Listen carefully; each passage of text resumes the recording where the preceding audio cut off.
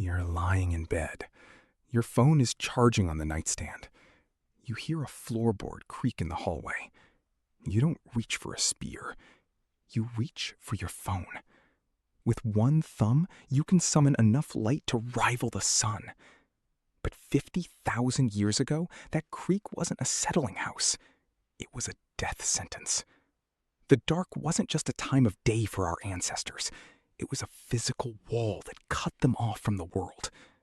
We often think of ancient history as a series of wars and inventions. But for 99% of our existence, why were we so uniquely terrified of the shadows?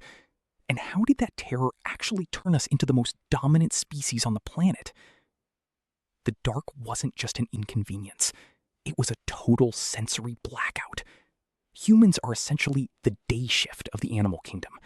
We are biologically optimized for the noon sun. Our ancestors were trapped in a body that wasn't built for the night. Imagine trying to play a high-end definition playground. To us, it was a sensory deprivation chamber. Biologists estimate that before we mastered fire, the active human day was strictly limited by the sun. That means for nearly 12 hours every single day, we were sitting ducks. The stakes weren't just about getting eaten, though. The dark meant total isolation. If you got lost after dusk, you didn't have a Find My Phone app. You had a cold, silent void. Researchers call our primary survival mechanism the hyperactive agency detection device. It is a fancy way of saying our brains are wired to be paranoid. If you hear a rustle in the grass and think it's a tiger, but it's just the wind, you're safe. If you think it's just the wind, but it's actually a tiger, you're lunch. Evolution didn't reward the brave. It rewarded the people who assumed everything was out to get them. Think of it like a glitchy smoke alarm in your kitchen. It goes off every time you toast bread.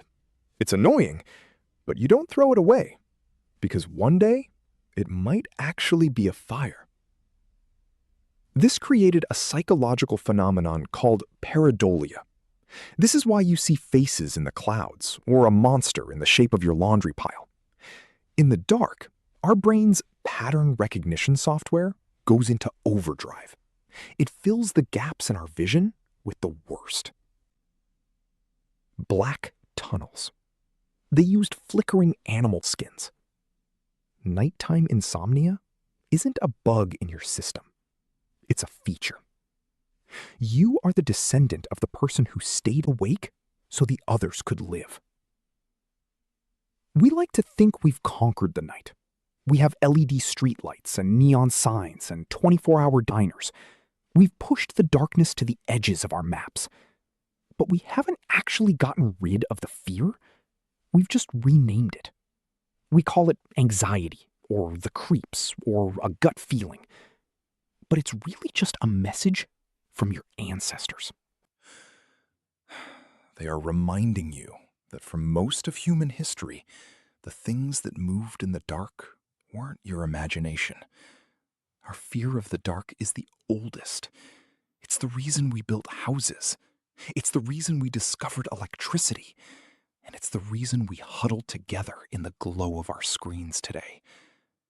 So, the next time you're lying in bed and the house makes a noise, when you feel that familiar chill on the back of your neck, don't be embarrassed by the fear.